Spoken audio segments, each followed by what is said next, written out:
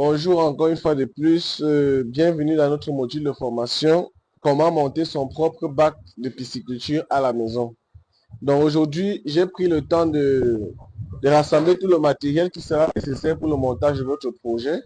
Donc, et vous allez faire pareil chez vous. Donc, j'ai préféré préenregistrer cela parce que ce ne sera pas facile de faire ça en live. Donc, je vais prendre le temps d'aller étape par étape. Et puis, dès que nous allons terminer, je vais donc faire un résumé lorsque nous serons en train de faire la formation en proprement parler en présentiel. Alors, pour pouvoir faire votre propre projet, il y a ce bac, ou du moins ce fût, ce tonneau. Vous pouvez prendre un 200 litres, un 250 litres, ça dépend de vous. C'est dedans que nous allons travailler. Ça, c'est le projet kit 100. C'est-à-dire, vous pouvez mettre 100 poissons, voire même 200, mais là, nous allons nous limiter à 100 poissons. C'est un contenant que nous allons utiliser pour faire et le poisson scellé et le poisson tilapia. Mais pour pouvoir rendre ce bac utilisable pour les poissons, il y a beaucoup de matériel qu'il faut avoir pour pouvoir bien travailler. Déjà, avant de commencer, nous allons faire une sortie parce qu'il y a des paramètres essentiels que nous allons mettre sur pied. La première chose, c'est de savoir où l'eau va partir. Donc, nous allons créer une vanne de sortie vers le fond là-bas. Et donc, du coup, il nous faut cette vanne. Il n'y a pas que ce genre de vanne qu'il nous faut, il y a aussi les vannes d'arrêt, mais j'ai préféré prendre les vannes en laiton. C'est-à-dire que c'est plus solide en termes de durabilité et c'est plus rapide. Ok.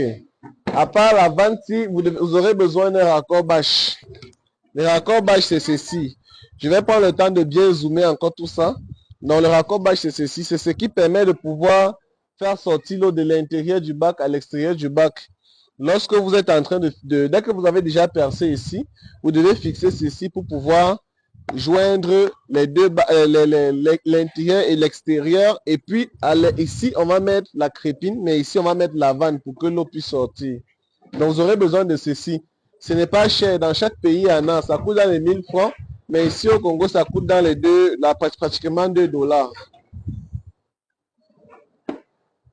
Ensuite, on aura besoin, donc vous aurez besoin de ceci parce que je vous ai dit qu'il y a deux paramètres. Le premier, ça sera la vidange. Là, on a déjà fini. Le deuxième, ça sera l'ouverture au-dessus. L'ouverture au-dessus, pourquoi? Parce que au-dessus, on va créer une forme de couvercle. On va créer une forme de couvercle qui va permettre d'ouvrir et de fermer le bac. Et cette ouverture et fermeture va nous permettre de protéger nos poissons lorsqu'on sera en production. Donc, du coup, on aura besoin de ceci. Cette charnière qui va permettre d'ouvrir, un peu comme les pommelles, d'ouvrir le bac. Donc, quand on ouvrira le bac, c'est ceci qui va nous permettre de faire la manœuvre.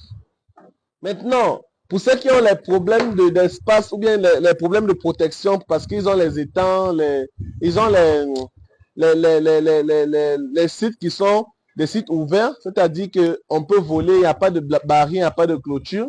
Vous aurez besoin maintenant de ceci. Ça, c'est pour fermer, c'est un peu comme les vachettes, bon.